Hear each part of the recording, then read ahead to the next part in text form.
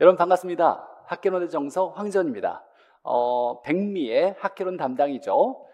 자, 100일만 미쳐라. 그래서 백미, 초단기 초압축 패스 상품이었고, 자, 우리에게 합격을 위해서 필요한 점수는 딱 60점이죠. 60점을 맞기 위해서 효율적으로 공부할 시간이 충분치 않은 사람들을 위해서 마련되어 있는 패스 상품이 백미 패스죠.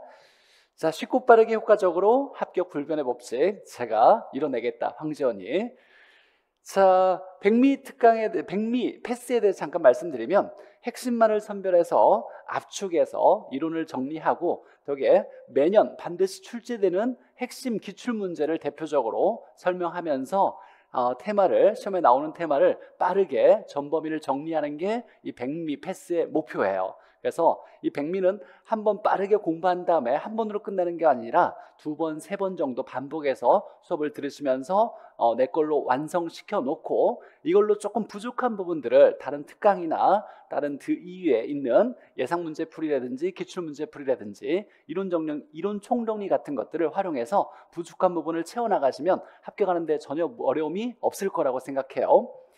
자, 반드시 알아야 되는 테마별로 이론을 정리했고, 반드시 출제되는 필수 기출문제를 제가 설명해 드리도록 할 거예요. 자, 백미 합격 전략은 강의를 듣고서 이해를 했다라면 40강 내외 정도로 제가 수업을 진행할 예정이고, 조금 학개론이나 민법이나 공법 같은 경우는 범위가 넓다 보니까 조금 오버될 수도 있는데 그런 건 좀 이해해 주시고, 강의를 듣고 이해를 했다라면 80% 정도 이해를 할 수 있어야 돼요. 자, 그러면 이해됐다로 끝나는 게 아니라 바로 교재를 읽고서 내 걸로 만드는 과정에 복습을 해야 될 거고, 그 다음에 앞으로 이제 두 번, 세 번 반복 학습을 하시는 게 이 백미를 통해서 합격하는 전략이라고, 학습 방법이라고 생각하시면 돼요. 자, 강의를 들었는데 내가 반절도 이해가 안 됐다 그러면 강의를 다시 한번 듣기를 추천드려요. 그래서 강의를 듣고 80% 이해됐을 때 다시 또 교재를 읽으면서 문제도 풀어보고, 그 다음에 반복 학습을 해야 된다는 거 명심하시고, 자, 그리고 이제 교환에 제가 암기 코드도 같이 올려드릴 건데, 공부할 때 백미 교재 하나와 암기 코드를 같이 옆에다 놓으면서 수업하면서 제가 이런 건 암기 코드에 이런 게 있어요 라고 한다면 그 부분을 체크해서 암기 코드를 활용해서, 암기 코드는 내가 직관적으로 문제를 빠르게 풀 수 있기 위해서 필수적인 요소예요. 그래서 개념에 떠오르는 암기 코드를 제가 전 범위에 잘 걸쳐서 만들어 놨고, 거의 천재적이다라는 표현들이 좀 많이 있었어요. 자, 그만큼 잘 고민해서 즐겁게 쉽게 암기할 수 있도록 제가 코드를 만들었으니까. 자, 직관적으로 정답 찾기인데 필수예요. 우리 이제 합격하기 위해서 본 시험을 본다라면 한 문제 푸는데 1분 15초예요. 근데 지문이 길다 보니까 이 지문을 꼼꼼히 여러 번 읽어서 답을 찾으면 합격하는데 굉장히 어려워요. 빠르게 문제를 읽고서 정답을 찾는 어떤 기술적인 요령도 필요한데, 그때 빠르게 정답을 찾는데 필수적인 것이 암기 코드라고 생각하시면 될 것 같고, 자, 암기 코드는 강의 교환에도 올려져 있을 거고 학습 자료실에 올려져 있을 거예요. 자, 그 다음에 특강 예정이 있는데, 이 암기 코드에 특강이 있어요. 거의 무료에 가깝게, 라이브로도 아마 무료에 가깝게, 만약에 유료가 된다면 좀 적은 비용일 거예요. 한 10,000원 정도, 이렇게 정확히 제가 말씀드리기는 어렵지만 6월 15일 날 암기 코드 특강 예정돼 있긴 해요. 그래서 좀 무료이면 좋겠지만 어떤 여러 가지 제가 확정할 수 없는 그런 다른 요소들도 있어요. 그런 걸 감안해서 아마 특강 유료화 해도 싸게 진행될 예정이고, 이때 만약에 암기 코드 특강을 한번 듣고 싶다 현장에서, 그러면 김포중앙학원에 문의하시면 될 것 같고, 네이버 밴드가 있어요. 학개론의 정석 황지원 네이버 밴드가 있으니까 들어오셔가지고 매일 기출문제나 문제 질문이 있으면 올려주시면 제가 바로 답변도 밴드를 통해서 소통하는 창으로 활용하고 있으니까 가입하시면 좋을 것 같아요. 자, 그 다음에 이제 이 백미 특강에도 제가 기본적인 계산 문제는 풀이해드리긴 하겠지만, 계산 문제가 좀 어렵거나 응용된 문제들도 제법 출제가 돼요. 매년 계산 문제는 9문제에서 평균 10문제 출제되는데, 그러니까 너무 중요해요. 거의 25%에서 30% 가까이 차지하는 비율이다 보니까 말 문제로 충분히 합격할 수 있게 제가 잘 정리하지만, 우리가 본 시험에서는 알고 있는 내용을 다 풀어내기가 어려울 수 있어요. 긴장하고 초조하다 보니까. 그러면 실수해서 내가 알고 있지만 6점에 가깝게 내가 말 문제를 통해서 공부를 해왔지만 뭔가 실수를 하면 고배를 마실 수 있으니까 이걸 대비해서 계산 문제도 충분히 좀 준비를 해놓는 게 필요해요.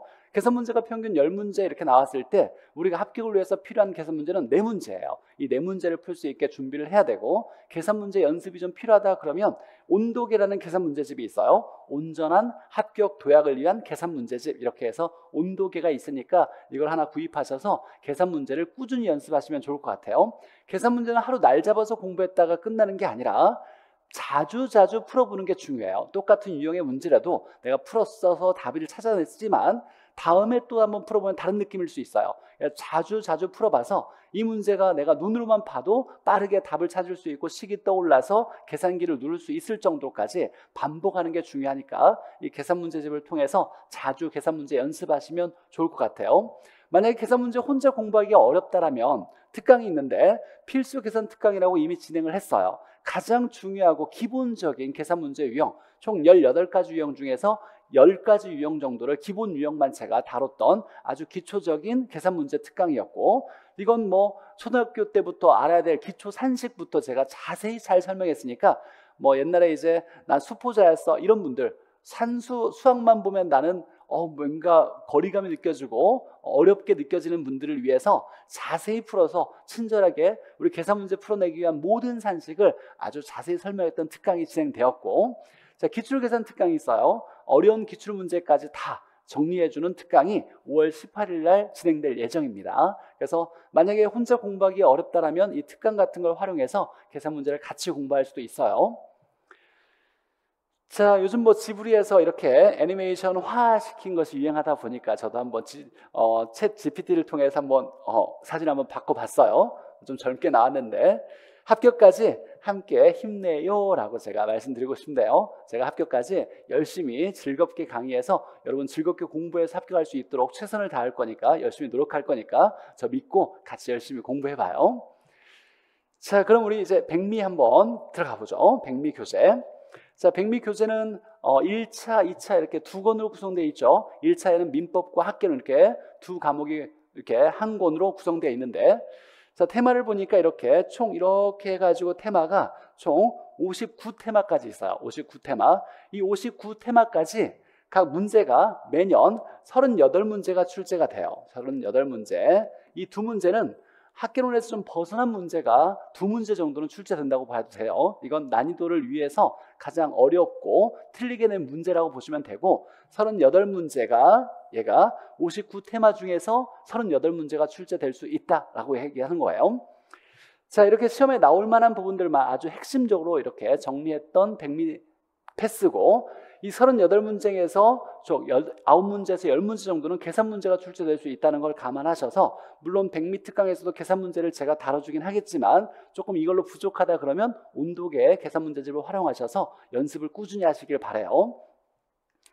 자, 그럼 우리 이제 공부를 한번 해 나가보죠.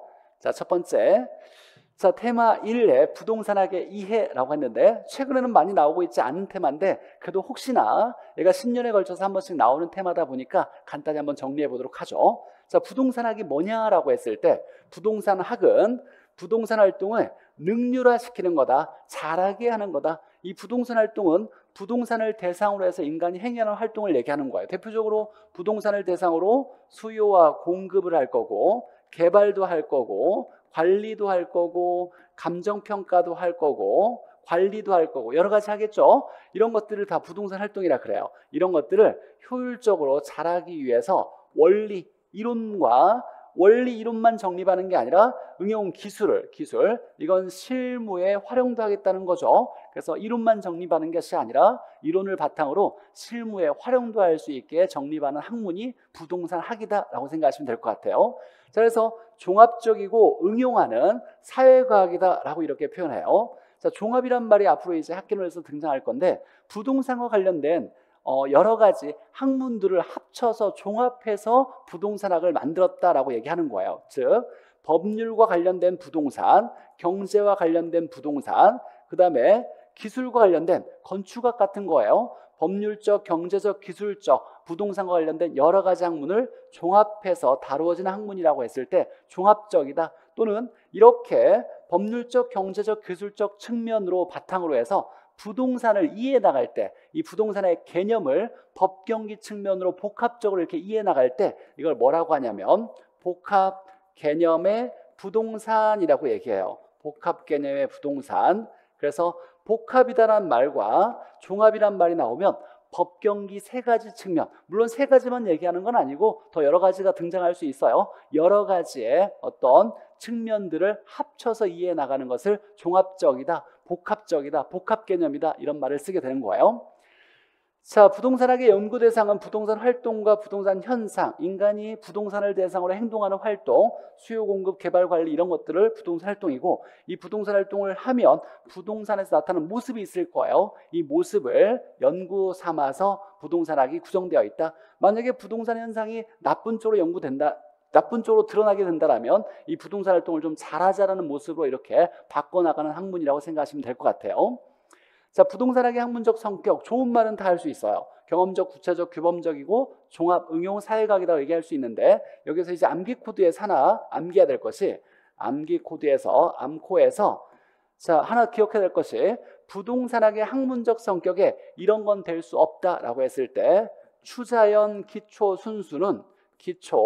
순수는 부동산학과 관련이 없다. 이거 암기해야 돼요. 자, 이건 부동산학과 관련이 없다. 추상적 학문은 아니고 자연과학, 우주의 원리, 자연과학을 연구하는 건 아니고 이론만 정립하는 순수과학, 기초과학이라 할 수가 없다. 그래서 부동산학은 추자연, 기초, 순수와는 관련이 없다. 이거 하나 암기해놔야 돼요. 보너스 줌으로 쉽게 맞을 수 있으니까.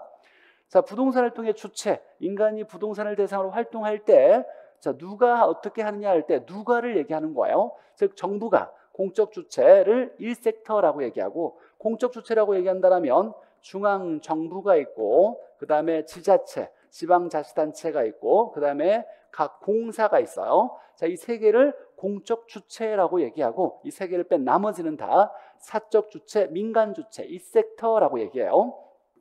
자, 그러면 이제 하나 기억할 것이 3섹터가 있는데, 야, 그러면 정부, 민간 빼고 또 누가 있어? 없는데 같이 할 때를 우리가 3섹터라고 얘기해요. 그래서 3섹터 하나 기억해야 되겠네요. 민간과 공공이 합동으로 해나갈 때, 이 복합 주체가 됐을 때, 이 복합 주체를 우리가 표현할 때 3섹터 주체다라고도 얘기한다라는 거, 이 3섹터 하나 기억해 놓고, 자, 부동산학에 여러 원칙이 있어요. 여러 원칙. 부동산 활동을 할 때 이런 원칙에 맞아야 된다라고 얘기하는데, 여러 가지 원칙이 있지만 이걸 다 외울 게 아니라 가장 최우선 원칙은 능률성의 원칙이에요. 잘하자는 원칙이 최우선 원칙이다. 우리 시험 문제는 얘만 나왔으니까 얘 하나만 기억하면 돼요. 여러 개의 원칙이 있지만 이 중에 가장 중요한 건 능률성 원칙, 잘하자. 그럼 잘하자라는 것에 부동산을 소유할 때 능률적으로 하자라는 건 어떻게 하는 거냐라고 할 때 최유효 이용하는 거고, 자, 거래 활동할 때는 어떻게 해야 가장 잘하는 거냐, 능률화 시키는 거냐라고 할 때 질서 확립을 이걸 목표로 한다라고 할 때, 이렇게 소유 활동은 최유효 이용하고 거래 활동은 거래 질서 확립을 목표로 지도 이념으로 삼는 것을 무슨 원칙이라 하냐라고 할 때 이걸 능률성의 원칙이라고 한다. 가장 최근에 나왔던 문제는 능률성의 원칙이었어요. 능률성의 원칙. 자, 부동산학을 접근해가는 방법적인 과정에서 측면적으로 우리가 어떤 접근이냐라고 할 때 종합식, 의사결정식 여러 가지가 있는데, 우리 시험 문제 나온다면 딱 2개만 알면 돼요.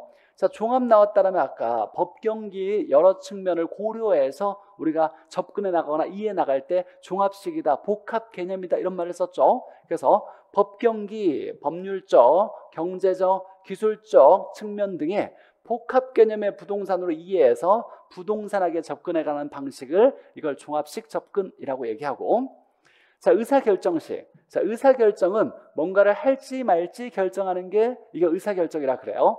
학계론에서 가장 중요한 의사결정이 뭐가 있냐면 투자결정이에요. 투자결정. 투자결정이 투자를 할지 말지를 결정하는 게 가장 중요한 의사결정이에요.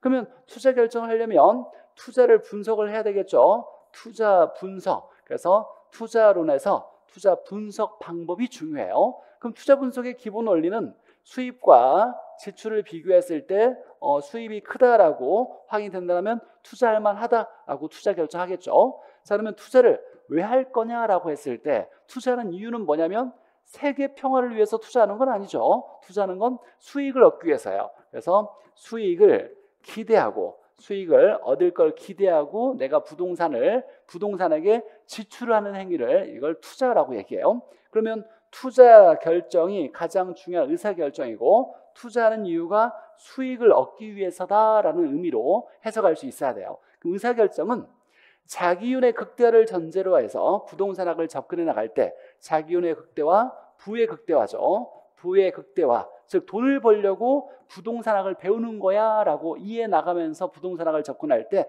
이걸 의사결정식 접근이라 그래요. 앞에 인간은 합리적인 존재이며 합리적인 경제인이며 라고 얘기하는 거예요. 손해보지 않으려는 존재로서 즉 이윤의 극대화를 전제로 하면서 의사결정에 초점을 맞춰서 부동산학에 접근하는 방식을 의사결정식, 이건 학문적으로 표현했지만 쉽게 얘기하면 돈을 잘 벌기 위해서 부동산학 공부하는 거야 라고 접근할 때 이걸 의사결정식 접근이라고 한다라는 거예요. 자, 접근 방법이 나오면 둘 중에 하나가 답이 될 거니까 이 두 개를 명확하게 알고 있어야 돼요. 물론 배우지 않았던 지문들이 등장하는 건 이런 건 무시하고 답이 되는 지문은 이런 거 둘 중에 하나일 거니까 이런 거에 초점을 맞춰서 공부하는 게 백미 과정이라고 생각하시면 될 것 같아요. 자, 그럼 문제 한번 보죠. 최근에 26회에 나왔던 거. 자, 부동산학의 설명으로 틀린 거라고 나왔는데, 자, 틀린 거. 자, 과학을 순수 응용과학으로 구분할 때 부동산학은 어떤 학문이냐라고 했을 때 응용과학에 속한다. 맞죠?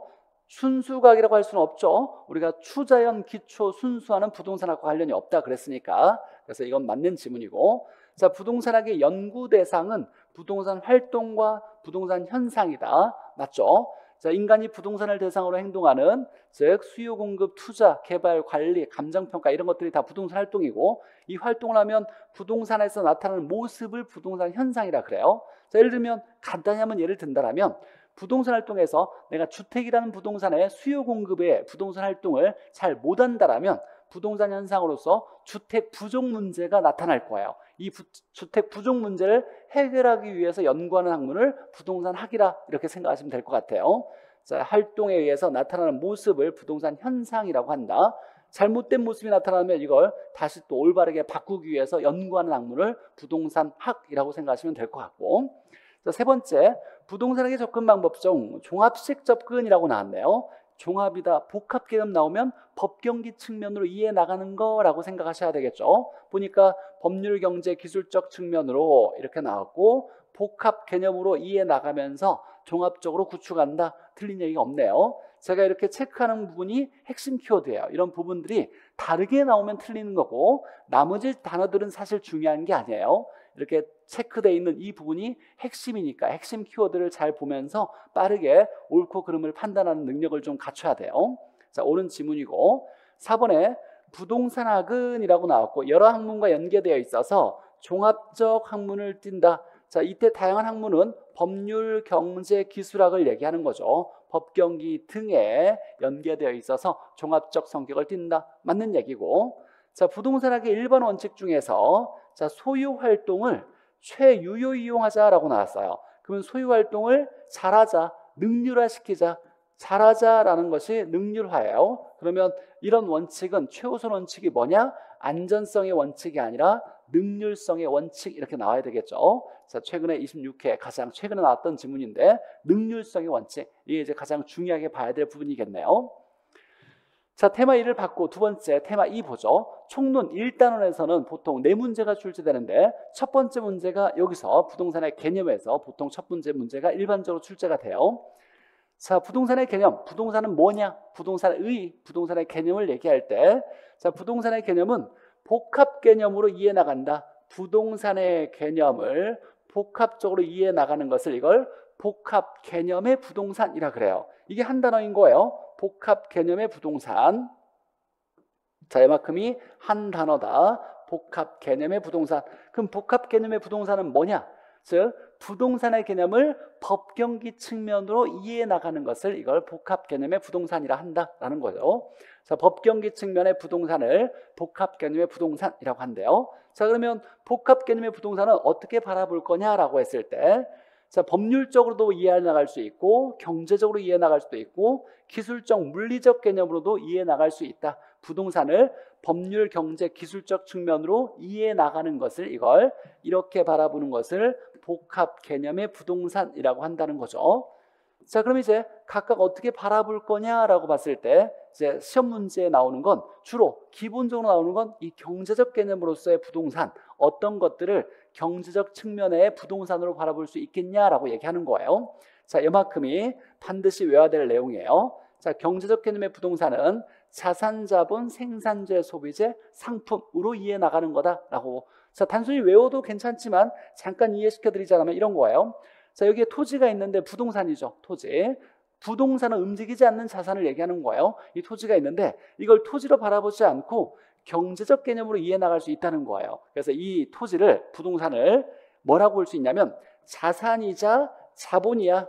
물론 뉘앙스가 있는 단어긴 하지만 그냥 우리 쉽게 재산이라고 봐도 괜찮아요. 그래서 이 토지를 토지라고 하지 않고 야, 이건 경제적인 내 재산이야. 자산이자 자본이야 라고 얘기하는 것을, 이 부동산을 경제적 측면으로 바라보게 된 거예요. 이때 이제 경제적이란 말에 우리가 이제 중요한 단어가 있는데 반드시 외워놔야 돼요.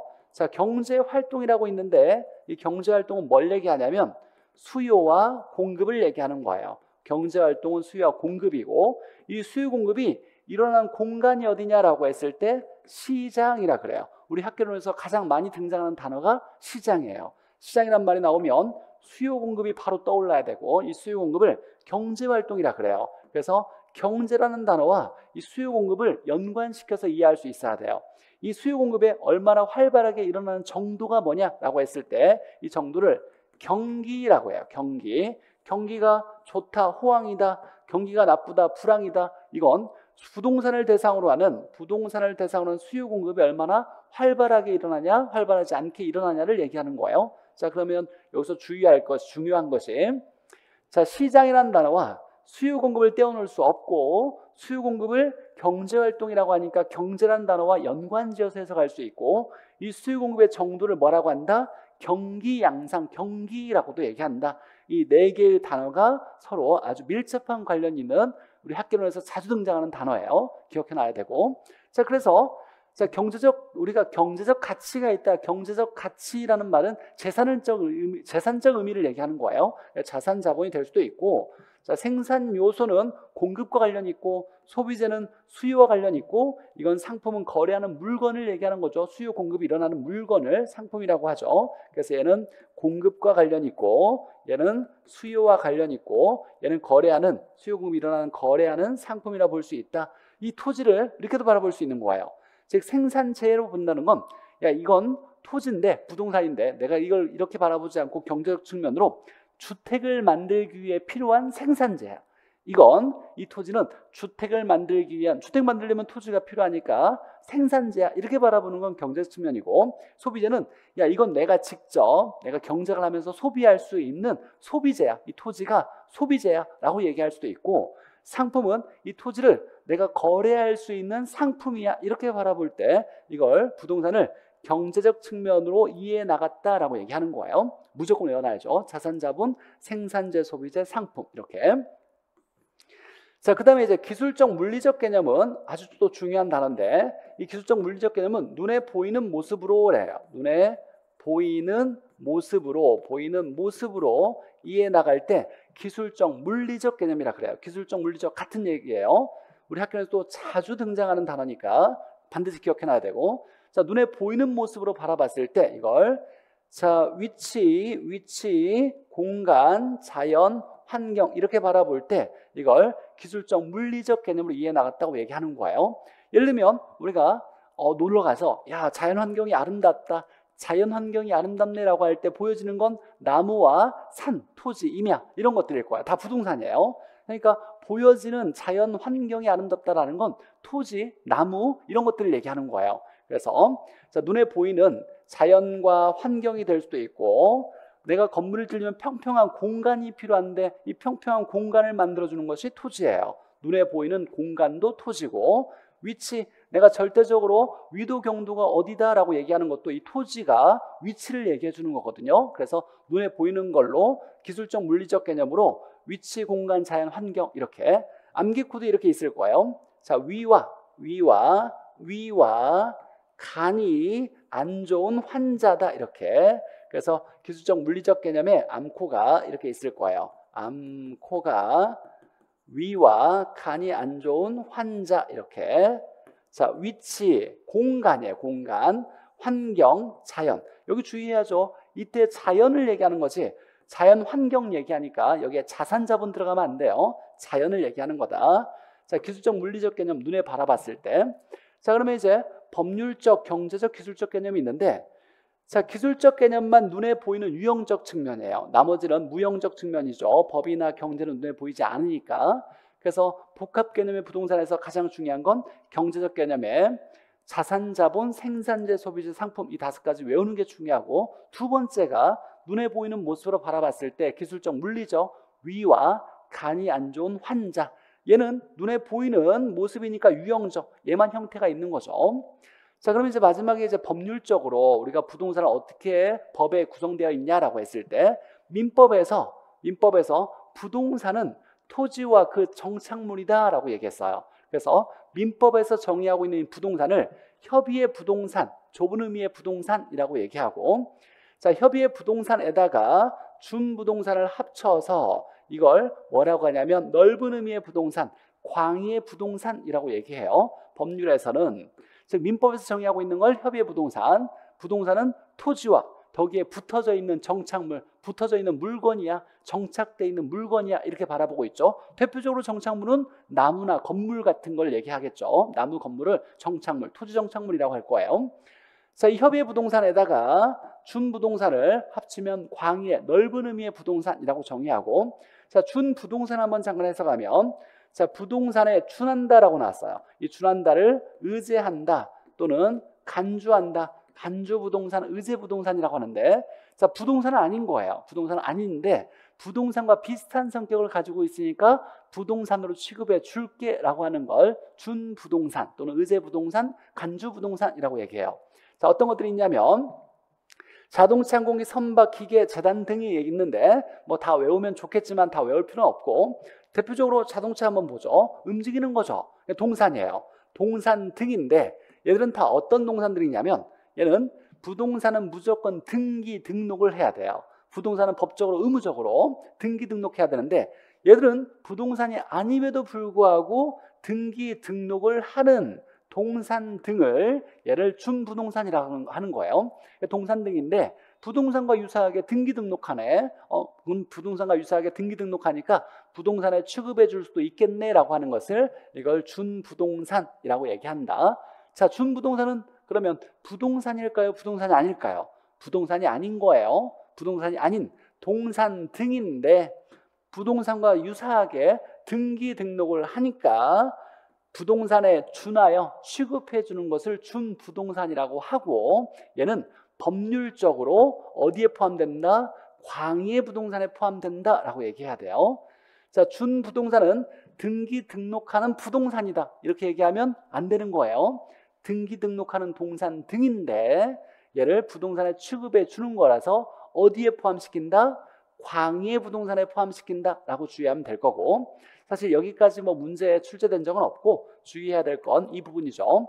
자, 민법에서 정의하고 있는 건 협의의 부동산이고 뭐라고 한다? 토지와 그 정착물, 이게 이제 기본적으로 출제됐던 지문이고, 언제나 답으로 나오는 지문은 경제적 개념으로 5가지가 뭐에 해당되냐라고 할 때 자산, 자본, 생산재, 소비재, 상품, 이 5가지를 외워놔야 되고, 자, 그 다음에 눈에 보이는 모습으로 봤을 때 유형적 측면이죠. 형태가 있으니까 눈에 보이겠지. 위와 간이 안 좋은 환자. 이때 자자는 자산, 자본이 아니라 자연, 환경, 자연을 얘기하는 거죠. 자, 그리고 이제 우리가 용어를 한번 정리할 때 방금 배웠던 건 복합 개념의 부동산이었어요. 부동산의 개념을 복합적으로 보자.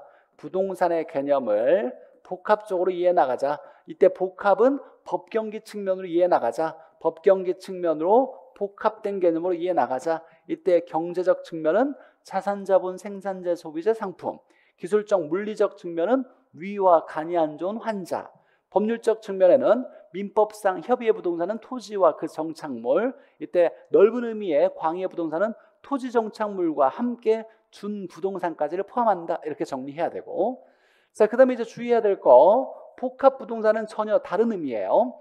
얘는 복합 개념의 부동산이고, 복합 부동산은 뭘 얘기하냐면 토지와 건물이 각각 독립된 부동산임에도 불구하고 얘가 하나로 결합된 상태로 다루어져 부동산 활동의 대상이 될 때 이걸 합쳐서 뭐라고 할 거냐라고 할 때 이걸 복합 부동산이라고 한다라는 거예요. 대표적으로 얘가 아파트가 있어요. 아파트. 자, 그러면 우리 한번 고민해 보죠. 아파트를 내가 판다라고 했을 때 건물만 판 걸까요? 아니면 토지 소유권까지 같이 팔까요? 아니면 나눠서 팔 수 있을까요? 라고 생각했을 때 아파트 거래는 무조건 건물과 이 토지 소유권에 해당되는 집합 건물의 대지 사용권을 항상 합쳐서 거래가 일어나요. 즉 부동산 활동이 이게 거래 활동이라고 했을 때 토지 건물이 결합된 상태로 항상 거래가 일어나요. 자, 그러면 이때 건물과 아파트의 건물과 토지 소유권에 해당되는 대지 사용권을 합쳐서 이르는 말이 필요해요. 얘는 항상 합쳐서 다니니까 이걸 뭐라고 하냐면 복합 부동산이라고 얘기해요.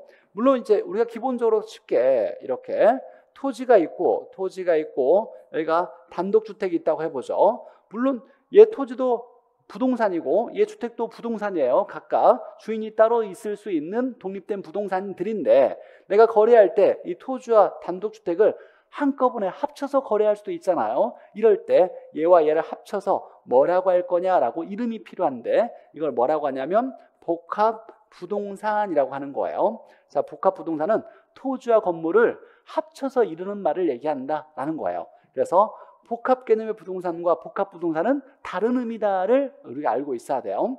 자, 그러니까 쉽게 얘기할 때 복합 개념 나오면 요만큼이 우리가 계속 봤던 거죠. 복합 개념 나오면 법경기가 나와야 되고 복합 부동산이 나오면 토지 건물을 합쳐서 이루는 말이다 라고 해석할 수 있어야 돼요. 바로 지금 봤을 때.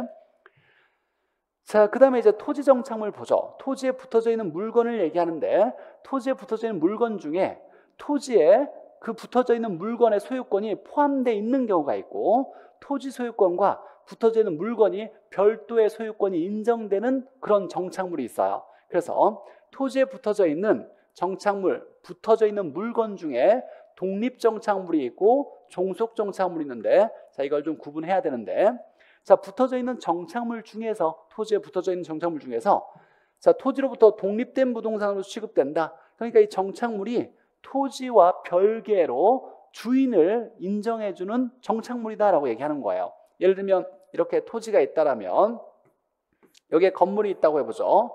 자, 그러면 얘가 건물인데 이 건물은 정착물이라고 하겠죠. 정착물. 토지에 붙어져 있으니까 토지의 정착물이에요. 토지 정착물인데 자, 이 건물의 주인은 무조건 토지 소유자가 갖는 건 아니죠. 얘 등기부도 있고 이 토지 등기부도 있어요. 그래서 이 토지는 갑의 걸 수도 있고 건물은 을의 것일 수도 있죠. 그러면 별도의 정착물인데 별도의 주인을 가지고 있는 이 토지에 붙어져 있는 물건을 독립정착물이라고 얘기해요. 그래서 독립정착물, 토지와 독립된 부동산으로서 토지와 분리해서 양도 가능하다. 자, 얘는 다른 사람에게 얘도 다른 사람에게 이렇게 분리해서 거래할 수 있는 거, 소유권이 별도로 인정되는 정착물을 독립정착물이라 그래요.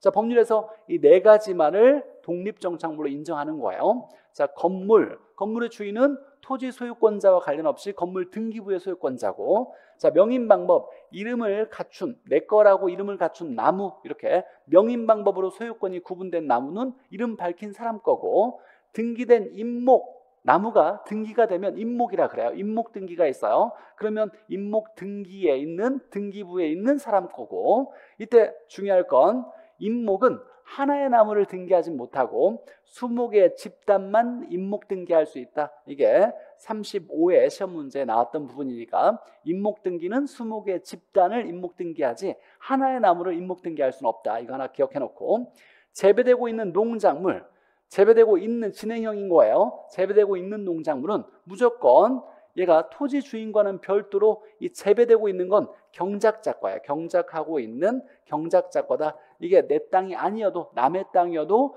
경작되고 있는 농작물은 무조건 경작작과라고, 대법원 판례에 의해서 경작작과라고, 토지 소유자는 별개로 인정되는 독립정착물 4가지가 있어요. 외워놔야 되겠네요.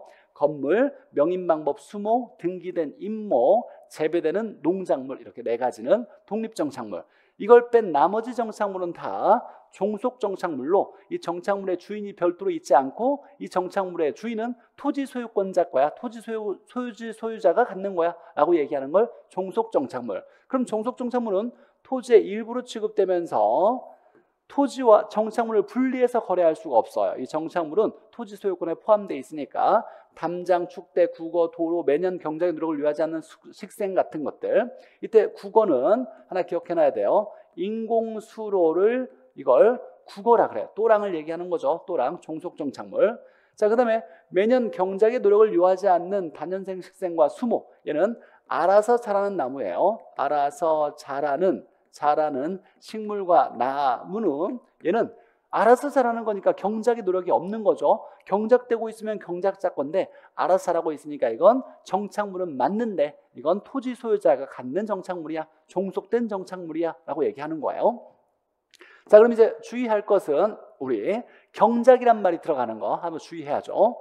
자, 경작의 노력을 요하지 않는 건 정착물 맞죠? 정착물 맞는데 어떤 정착물이다? 종속정착물이다. 자, 재배되고 있는, 경작되고 있는 농작물은 이건 무슨 정착물? 독립정착물이다 라고 기억해놔야 돼요. 즉 경작의 노력을 요하지 않는 알아서 자라는 나무나 식물들은 이건 종속정착물. 정착물은 맞는 거죠. 자, 부동산을 취급하는 거예요. 정착물이면. 자, 재배되고 있는 경작물, 경작되고 있는 농작물, 이런 것들은 독립정착물이다. 자, 또 하나 주의할 건 이것과 헷갈리면 안 돼요. 경작 수확물, 경작 수확물은 경작된 과실을, 분리된 과실을 얘기하는 거예요. 분리과실을 얘기하는 거다. 분리과실. 그러니까 사과나무에서 떨어진 사과, 토지에서 이렇게 붙어져서 벼가 자랄 텐데 베어낸 벼를 얘기하는 거예요. 이것들은 정착물이 아니라 동산이다. 동산, 정착물 아니다. 동산으로 본다라는 거예요. 그래서 최근에 이제 감정평가사 부동산 원론이라는 게 있어요. 감정평가사 시험에서 1차 과정에서 우리가 공인중개사 배우는 것은 부동산학 개론인데 감정평가사에서는 부동산학 원론이라는 시험을 보는데 거의 80%가 비슷해요. 근데 어려운 문제는 감정평가에 나왔던 기출된 문제가 우리 공인중개사 시험에 넘어오는 경우가 많이 있어요. 최근에 나왔던 게 이거니까. 자, 경작 수확물은 동산이고, 그 다음에 경작을 노력에 요하지 않는 나무는 종속정착물, 재배되고 있는, 경작되고 있는 농작물은 독립정착물이다라는 거. 자, 그 다음에 이제 나무 중에 하나 또 주의할 것이 가식수목이 있어요. 자, 여기다가 한번 보죠. 가식수목. 나무인데 가짜로 심어놨다. 이식 중인 수목이라고도 얘기해요. 자, 얘는 오랫동안 붙어져 있지 않고 일시로 잠깐 심어져 있으니까 얘는 정착물이라고 보지 않고 얘는 역시 마찬가지로 동산이에요. 정착물이 아니라 동산이다라는 거. 이것도 하나 기억해 놓고, 그럼 나무를 한번 잘 본다라면, 자, 얘는 종속정착물, 얘는 독립정착물. 가식수목 나오면 잠깐 임시로 심어져 있기 때문에 얘는 정착물로 안 봐요. 정착물이 되려면 오랫동안 영구적으로 토지에 붙어져 있을 목적으로 심어져 있어야 돼요. 붙어져 있어야 되는데 임시로 가짜로 잠깐 심어놓은 거니까 얘는 일시적인 부착으로 봐서 얘는 정착물이 아니다. 동산이다. 경작 수확물은 떨어진 분리과실을 얘기하니까 동산이다 라는 거. 이 두 개는 정착물이 아니고 동산이다 라고 기억해놔야 돼요. 자, 건물 정착물이라고 봤을 때, 자, 건물에, 움직이는 물건이지만 건물에 붙어져 있어도 정착물로 취급해요. 어떻게 붙어져 있어야 되냐? 오랫동안 단단히 잘 이유 있게 붙어져 있으면 돼요. 오랫동안 단단히 잘 이유 있게 붙어지면 이건 또 건물 정착물로 봐서 부동산으로 취급될 수 있다라는 거죠. 자, 오랫동안 붙여간 물건, 항구적, 영구적. 자, 붙일 만한 이유가 있어야 돼. 이때 주의할 거, 제거했을 때 효용의 손실이 발생해야 돼요. 즉 붙어져 있는 걸 떼어냈는데 건물에 아무런 문제를 일으키지 않았다. 그럼 붙일 만한 이유가 없었던 거예요. 건물에 붙어져 있는데 떼어냈더니 건물의 기능이나 어떤 물리적인 손상이 발생하게 되면 이건 붙일 만한 이유가 있었던 걸로 보니까 제거했을 때 문제가 발생해야 이걸 정착물로 본다라는 얘기예요. 예를 들면 건물에 붙어지는 수도꼭지가 있어. 이걸 떼어낸다면 물이 나오는 기능이 일어나지 않는 거예요. 그러면 이건 뭔가 문제를 발생시키는 거죠. 그럼 붙일 만한 이유가 있었던 거니까 이건 정착물로 보는데, 건물에 시계가 붙어져 있어요. 시계를 걸어놨어. 이걸 떼어낸다고 해도 건물에 문제가 없죠. 이런 건물에 붙어져 있는 이런 시계 같은 건 이건 정착물로 보지 않는다는 얘기예요. 자, 제거했을 때 문제가 있어야 붙일 만한 이유가 있었던 거다. 임대인이 부착해야 돼요. 임대인이 부착해야 오랫동안 붙일 만한 목적으로 붙인 거니까. 자, 정착물 여부가 불분명한 경우는 일단 정착물로 보고 거래가 됐을 때, 자, 예를 들면 부동산으로 거래할 때 이 건물을 거래했어요. 근데 이게 정착물인지 아닌지 내가 잘 모르겠어요. 정착물이면 부동산으로 볼 거니까 매수인에게 넘겨줘야 되고, 정착물이 아니면 내가 떼어서 가질 수가 있는데 이게 도대체 정착물인지 아닌지 모르는 경우가 있다면 일단 뭘로 간주하고, 정착물로 부동산으로 간주하고 누구에게? 매수인에게 이전한다, 넘겨난다. 매수인에게 넘겨주는 거예요. 그리고 나중에 법률적으로 해석해 보니까 이건 정착물이 아니었어, 동산이었어. 그러면 떼올 수 있다는 얘기예요. 이건 내가 모른다고 해서 다 떼어내고 껍데기만 넘겨주면 이 계약에 문제가 생기기 때문에 법률 관계가 복잡해져요. 계약이 다시 진행되지 않을 수도 있으니까. 자, 그래서 일반적인 원칙으로 불분명한 경우, 잘 모르겠다 그러면 정착물로 취급하고 매수인에게 넘겨주는 걸 일반 원칙으로 한다라고 이렇게 규정되어 있는 거예요. 자, 주의할 거. 자, 얘들은 정착물이 아니다. 아까 잠깐 설명했는데, 자, 경작 수확물은 떨어진 분리과실이죠. 가식 중이거나 이식 중인 수목은 오랫동안 붙일 목적이 아니었던 거예요. 정착물로 보지 않는 거죠. 임차인이 부착해도 얘도 임시적으로 부착해서 이사갈 때 떼어갈 수 있다고 보는 거예요. 그럼 얘는 다 일시적인 부착이니까 정착물로 보지 않는다. 그럼 뭘로 본다? 동산이다 라고 얘기하는 거예요. 정착물이 아니라 동산이다. 자, 여기까지 이제 부동산의 개념에 대한 내용이었어요. 자, 다시 한번 정리하면 가장 중요한 포인트를 잡는다라면 복합 개념의 부동산에서 중요한 거, 경제적 개념의 부동산 5가지, 자산자본, 생산재, 소비재, 상품 반드시 외워놔야 되고, 자, 그 다음에 기술적, 물리적은 눈에 보이는 모습으로 형태를 갖추고 있는 거 4가지, 위와 간이 안 좋은 환자 이렇게 외워놔야 되고, 자, 복합 개념의 부동산과 복합 부동산의 단어는 다른 거다.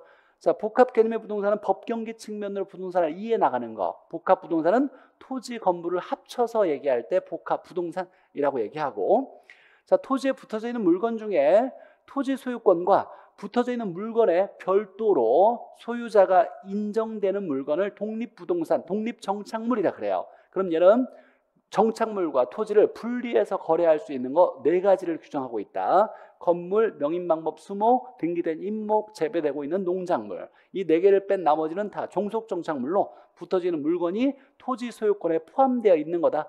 분리해서 거래할 수가 없는 거 종속정착물.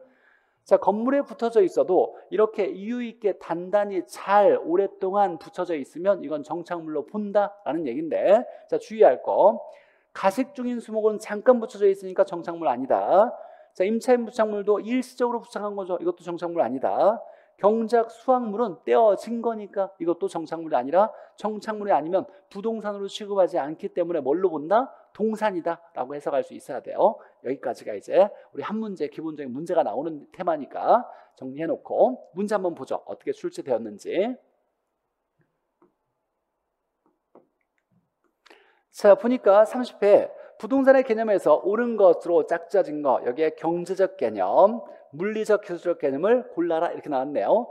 자, 경제적 개념 중요하죠. 자산, 자본, 생산재, 소비재, 상품. 자, 그래서 자산, 자본, 생산재, 소비재. 생산 요소를 생산재라고 하죠. 소비재, 상품, 상품은 없으니까 이 4개가 얘가 경제적 개념이고, 자, 기술적, 물리적 개념은 위와 간이 안 좋은 환자, 위와 간이 안 좋은 환경과 자연, 이렇게 3가지는 기술적 개념이네요. 자, 그러면 기역, 니은, 리을, 비읍, 기역, 니은, 리을, 비읍, 이렇게 얘가 답이 되겠네요. 2번 쉽게 답을 찾을 수 있어야 되겠죠. 가장 기본적인 유형이고. 자, 2번째 한번 보죠. 토지 정착물에 해당하지 않는 거라고 나왔어요. 토지의 정착물, 즉 부동산으로 취급되는 물건이 아닌 거라고 나왔죠. 자, 그러면 부동산으로 헷갈리기 쉬운 동산이 세 가지 잠깐 정리했는데, 이식 중이거나 가식 중인 수목, 얘는 잠깐 심어져 있으니까. 자, 그 다음에 임차인이 부착한 물건, 얘도 임시적으로 부착되어 있으니까. 그 다음에 경작 수합물, 얘는 분리된 과실을 얘기하는 거니까 얘는 정착물로 보지 않는다. 셋 중에 하나가 답일 거예요. 자, 그래서 가식 중인 수목은 얘는 정착물이 아니다. 얘는 뭐다? 동산으로 본다라는 거죠.